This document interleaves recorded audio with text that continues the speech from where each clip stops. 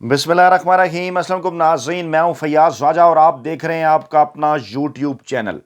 दोस्तों, सिर्फ चंद घंटों बाद पाकिस्तान की सियासी तारीख के अहम तरीन हफ्ते का आगाज होने जा रहा है और इस वक्त इस्लामाबाद की फिजाओं में नए आर्मी चीफ की तैनाती से पहले नए इलेक्शन के ऐलान की गूंज है और कप्तान के बड़े सरप्राइज ने तमाम तर मुखालफिन की नींदें उड़ा दी हैं। कहा यह जा रहा है कि अहम इदारे के अंदर भी बड़ी हलचल है और आइंदा इलेक्शन के नतीजे में सिंध भी कप्तान का होगा। सिंध के अहम तरीन सियासी खानदान पाकिस्तान तहरीक इंसाफ में शामिल हो रहे हैं और इलेक्शन कमीशन ऑफ पाकिस्तान की जानिब से नए इंतखाबात के हवाले से तैयारियां तेज कर दी गई हैं। ये दो तीन बड़ी खबरें आज उस वक्त सामने आईं जब इमरान खान की जानिब से पाकिस्तान की आवाम को आखिरी हतमी और फाइनल कॉल रावलपिंडी पहुंचने की दे दी गई। लॉन्ग मार्च रावलपिंडी क्यों जाएगा, बड़ा ही सिग्निफिकेंट है। इसकी तफसीलात आपको बताएंगे क्योंकि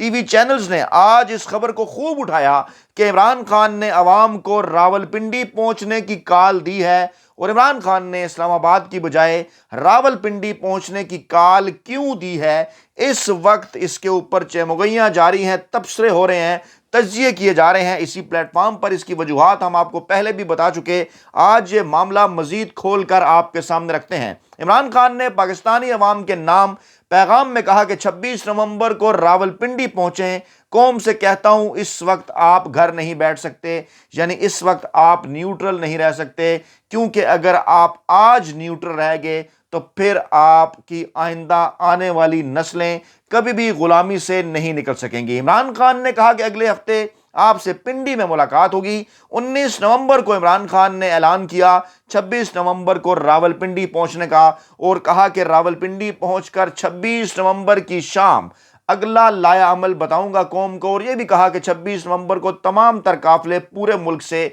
सिंध से, बलोचिस्तान से, खैबर पख्तूनख्वा से, पंजाब से, इस्लामाबाद से, कश्मीर से, गिलगित बल्तिस्तान से दोपहर 1 से 2 बजे के दरमियान हर सूरत रावलपिंडी पहुंच जाएं और उसी दौरान हकीकी आज़ादी की तहरीक चलती रहेगी। और पीटीआई के सेक्रेटरी जनरल असद उमर, जो कि लॉन्ग मार्च का दूसरा हिस्सा लेकर इस्लामाबाद की जानिब बढ़ रहे हैं, उन्होंने इमरान खान की इस कॉल पर लब्बैक कहते हुए यह कहा कि आप रावलपिंडी पहुंचें और हम दूसरे रास्ते से इस्लामाबाद पहुंच रहे हैं। इमरान खान ने कहा कि जलसों से पहले मुझे थ्रेट लेटर मिला करते थे कि जलसा ना करें, मैं सियासत के लिए नहीं, कौम की हकीकी आज़ादी के लिए निकला हूं, हकीकी आज़ादी की जंग लड़ रहा हूं। गुलामी की जिंदगी से मर जाना बेहतर है। जब तक मुल्क को हकीकी आज़ादी नहीं दिलाता रुकूंगा नहीं। सबसे पहले कौम के फैसले कौम करे, किसी के सामने ना झुके। इमरान खान का अहम तरीन ऐलान। और फिर इमरान खान, साबिक वज़ीर आज़म पाकिस्तान, इमरान खान के ऊपर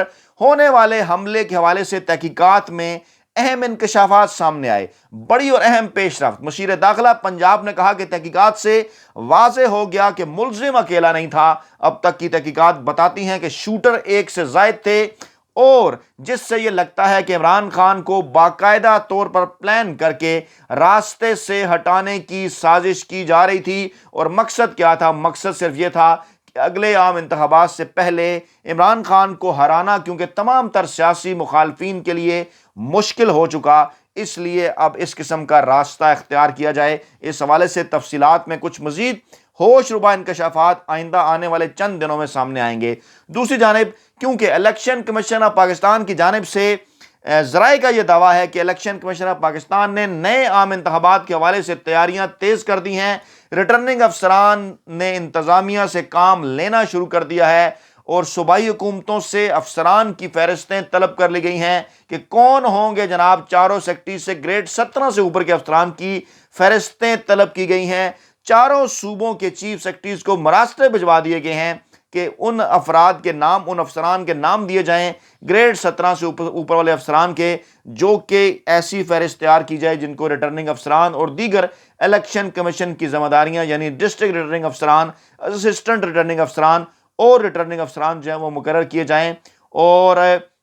अदलिया से रिटर्निंग अफसरान लेने के फैसले की सूरत में election commission of Pakistan chief justice of Pakistan کو خط لکھے گا۔ لیکن دوسری جانب اس حوالے سے بھی خبریں آ رہی ہیں کہ حکومت کی جانب سے پاکستان تحریک انصاف کو اندیا دیا گیا ہے کہ چیف الیکشن کمشنر کو تبدیل کیا جا سکتا ہے، آپ آئیں مذاکرات کی میز پر بیٹھیں۔ لیکن اس حوالے سے آفر کیا کی گئی، تھوڑی دیر پہلے ٹویٹر کے اوپر بھی یہ خبر میں نے بریک کی اور اس ویڈیو میں بھی آپ کو بتا رہا ہوں کیونکہ تھمبنیل میں بنا چکا تھا اور یہ خبر بعد میں پہنچی، اس کی تفصیلات بھی آپ کے سامنے رکھتے ہیں۔ خبر کچھ یوں ہے جناب کہ حکومت نے مئی میں انتخابات کرانے کی آفر کر دی ہے ہمارے ذرائع کے مطابق۔ دوسری جانب کپتان کا یہ کہنا ہے کہ ہر صورت مارچ کے مہینے کے اندر الیکشن کرائے جائیں۔ معاملہ مارچ اور مئی کے درمیان رکا ہوا ہے کیونکہ اپریل کے مہینے میں چند اہم ترین ریٹائرمنٹ ہونی ہے، اور اگر سپر سیڈ نہیں ہوتے اس وقت جو کرنٹ آرمی چیف کی تعیناتی کا پروسیجر ہے،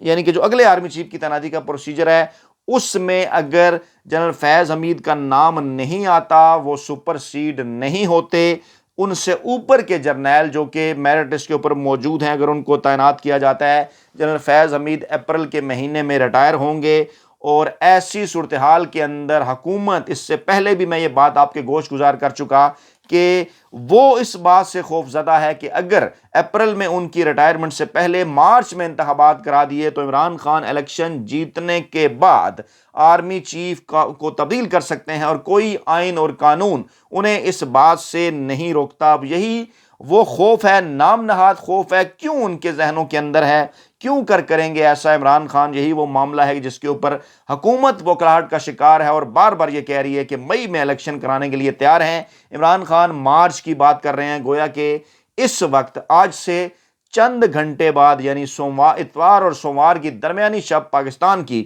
سیاسی تاریخ کے اہم ترین ہفتے کا آغاز ہوگا۔ اب الیکشن کی خبریں ہیں، لانگ مارچ کی خبریں ہیں، نئے آرمی چیف کی تعیناتی کے حوالے سے خبریں ہیں، لیکن اسی دوران سندھ سے اہم ترین خبریں سامنے آئیں کیونکہ پہلے عمران خان نے یہ بات کی۔ عمران خان نے کہا کہ بہت جلد، پہلے انہوں نے بلاول کے حوالے سے ذکر کیا کہ بلاول ڈھونڈتا پھرے گا اس کے باپ نے پیسہ کہاں چھپا رکھا ہے، کیونکہ بلاول بھٹو زرداری نے آج صدر مملکت ڈاکٹر عارف علوی پر کچھ گھٹیا حملے کیے، انہیں کچھ دھمکیاں دی، اور یہ وہ صاحب ہیں کہ جو کہ پورے ملک کے اندر عمران خان سے 1/4 ووٹ بھی جو ہے وہ حاصل نہیں کر سکے عمران خان کے مقابلے میں، اور ان کو جرنیلی نواسا کہا کرتا ہوں میں۔ اس سے پہلے ان کے جرنیلی نانا پاکستان کے مقبول رہنما سے جو ہے وہ آج سے تقریباً 52 برس پہلے الیکشن ہار گئے اور آدھی سے بھی کم نشستیں ان کے مقابلے میں حاصل کیں، آدھے سے بھی کم ووٹ حاصل کیے، لیکن وہ جو جرنیلی نانا تھے، ان جرنیلی نواسے کے وہ عامر فوجی جرنیلوں کی گود میں بیٹھے، پاکستان توڑوایا اور اس کے بعد بچے کھچے پاکستان کے مامے بن گئے، اور آج یہ جرنیلی نواسا ایک بار پھر اسٹیبلشمنٹ کے ساتھ مل کر پاکستان کے مقبول ترین سیاسی رہنما کا راستہ روکنے کی کوشش کر رہا ہے۔ اور خبریں گزشتہ کئی دنوں سے گردش میں ہیں کہ ایک بار پھر ان کے نانا حضور ہی کی طرح اسٹیبلشمنٹ اور امریکہ کی مرضی سے بلاول بھٹو کو سامنے لانے کی کوشش کی جا رہی ہے، کیونکہ ان دنوں اچھا بچہ بنا ہوا ہے بلاول بھٹو زرداری، جو کہ پاکستان پیپلز پارٹی کی تاریخ رہی ہمیشہ سے گزشتہ 50 برسوں کے اندر، ماں سوائے محترمہ بینظیر بھٹو کے چند سالوں کو چھوڑ کر، کہ کس طرح سے یہ جرنیلوں کی گود میں بیٹھ کر ان کے ساتھ ڈیلیں کر کے اقتدار میں آتے رہے، چاہے وہ زلفی بھٹو ہوں یا پھر بلاول بھٹو زرداری۔ تو جناب عمران خان نے کہا کہ بلاول ڈھونڈتا پھرے گا اس کے باپ نے پیسہ کہاں چھپایا، اور انہوں نے کہا جناب کہ کسی مہذب ملک میں ایسا نہیں ہوتا کہ اپنے آپ کو NRO دینے کے لیے قانون بدل دیا جائے۔ اور پھر عمران خان نے ایک اور اہم ترین بات کی، اور وہ بات تھی سندھ سے متعلق۔ عمران خان نے کہا کہ سندھ کے لوگوں کو حقیقی آزادی دلانے کے لیے جلد آ رہا ہوں۔ عمران خان نے کہا کہ جلد وہ سندھ کا دورہ شروع کرنے والے ہیں۔ حلیم عادل شیخ سے زمان پارک میں انہوں نے ملاقات کی، اور پہلے بھی عمران خان یہ بات کر چکے کہ سندھ کے عوام ان کا انتظار کر رہے ہیں، اور اب ایک بار پھر عمران خان سندھ جانے کا ارادہ رکھتے ہیں۔ اور اسی دوران سندھ کے اہم ترین خانوادے، اہم ترین سیاسی خاندانوں کی تحریک انصاف میں شمولیت کے حوالے سے خبریں ہیں، کیونکہ انہوں نے آج عمران خان سے ملاقات کی۔ جی ڈی اے کے سینئر رہنما تھے، اور جناب انہوں نے زمان پارک میں عمران خان سے ملاقات کی۔ علی گوہر مہر، غوث بخش مہر، شہرجار مہر، امداد مہر اور اسد انڑ جبکہ لیاقت جتوئی، مبین جتوئی اور محمد جتوئی بھی ملاقات کرنے والوں میں شامل تھے۔ جی ڈی اے اور پی ٹی اے کے رہنما عمران خان کو دورہ سندھ کی دعوت دے کر گئے ہیں کہ آپ جلد از جلد سندھ پہنچیں اور سندھ کے عوام کو پیپلز پارٹی کی غلامی سے نجات دلائیں۔ اب جناب اسی دوران بلاول بھٹو کا بیان سامنے آیا کہ ایک شخص کی انا کی وجہ سے عوام کو نقصان اٹھانا پڑ رہا ہے۔ تو جناب بلاول بھٹو زرداری صاحب، پی ڈی ایم کی یہ انا تھی گزشتہ 7 ماہ کے اندر کہ جس کے باعث پاکستانی عوام کو گزشتہ 7 مہینوں میں جتنے بڑے نقصان کا سامنا کرنا پڑا اس کی ماضی میں تاریخ نہیں ملتی۔ کوئی ایک شعبہ ایسا نہیں گزشتہ 7 ماہ کی پی ڈی ایم کی مانگے تانگے کی 14 جماعتوں کی حکومت نے جس شعبے کو تباہ نہ کیا ہو، کوئی ایک ایسا شعبہ نہیں کہ جس میں ہلکے سے بھی بہتری کے آثار ہوں۔ عمران خان کے دور حکومت میں Pakistani economy, petrol prices, dollar, Pakistan کے ریزروز، پاکستان کی ایکسپورٹ کہاں کھڑی تھیں، اعداد و شمار آپ کے سامنے ہیں۔ اور اب آج کے دن یہ تمام تر جو اہم ترین معاشی اعداد و شمار اور معاشی اشاریے ہیں یہ کیا بتا رہے ہیں؟ عالمی میگزین، عالمی تجزیہ نگار، معاشی ماہرین یہ بات کر رہے ہیں کہ پاکستان کے خدا نخواستہ ڈیفالٹ ہونے کا جو خطرہ ہے وہ 75 سے 80% تک بڑھ چکا ہے۔ پیٹرول کی پرائسز کم نہیں کر سکتی یہ حکومت، دیگر کئی معاملات میں ان کے پاس کسی قسم کے اختیار نہیں، آئی ایم ایف کے سامنے مکمل طور پر لیٹ چکے، ڈالر کی قیمت کم کرنے آئے اسحاق ڈار، لیکن اس وقت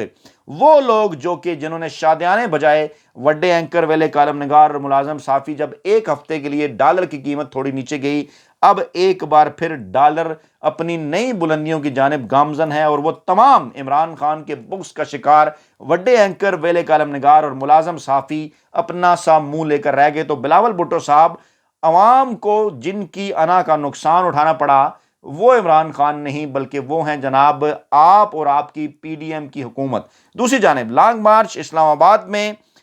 جو ہے وہ داخل ہوا چاہتا ہے۔ عمران خان نے تاریخ دی ہے راولپنڈی پہنچنے کی، پاکستانی عوام کو 26 نومبر کی، اور پی ٹی آئی کا لانگ مارچ روکنے کے لیے، اسلام آباد میں انٹری روکنے کے لیے تیاریاں کی جا رہی ہیں پی ڈی ایم کی حکومت کی جانب سے۔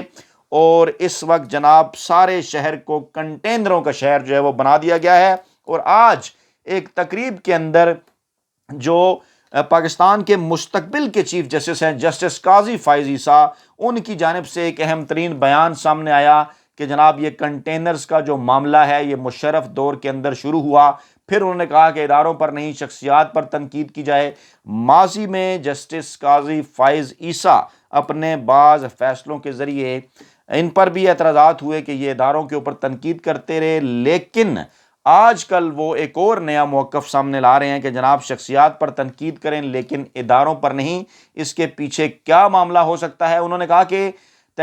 کسی تحریک کو اس سے پہلے کنٹینر سے نہیں روکا جاتا تھا، لیکن اب مشرف کے دور کے بعد یہ ہو رہا ہے کہ کنٹینر لگا دیے جاتے ہیں۔ گویا اگر اس کو پازیٹیو لیا جائے تو یہ بھی سمجھا جا سکتا ہے کہ کنٹینر کے خلاف انہوں نے بات کی، لیکن دوسری جانب یہ بھی ایک بہت بڑا سوال ہے کہ ماضی کی تمام تر سیاسی جماعتوں کو انکریج کرنے والے عمران خان کے خلاف لانگ مارچ کے حوالے سے اس مرتبہ کیوں اہم ترین اداروں میں بیٹھے ہوئے اشخاص خاموش ہیں؟ سپریم کورٹ کا تاہم فیصلہ آ چکا ہے جس میں انہوں نے یہ کہا ہے کہ لانگ مارچ کو نہیں روکا جا سکتا جب تک کوئی غیر آئینی اور غیر قانونی جو معاملہ ہے وہ سامنے نہ آئے۔ دوسری جانب جناب پاکستان کے معاشی حالات کے متعلق میں نے آپ کو بتا چکا کہ خطرناک حد تک وہ خرابی کی جانب جو ہیں وہ جا رہے ہیں، اور حکومت بھی اب اس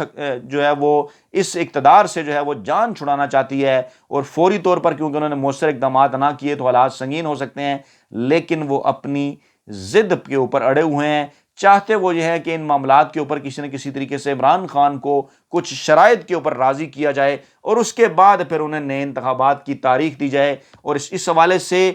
دباؤ دھونس کے ذریعے کوشش کی جا رہی ہے لانگ مارچ کو روکنے کی۔ داخلی خارجی راستوں کی اس وقت جو صورتحال ہے اسلام آباد کی وہ آپ کے سامنے ہے۔ ماضی میں عمران خان کے دور حکومت میں جب لانگ مارچ آتے رہے تو بالکل ان کو کسی بھی جگہ پر نہیں روکا گیا، لیکن یہ حکومت اب اتنے برے طریقے سے ڈری ہوئی ہے، اتنی زیادہ پریشانی کا شکار ہے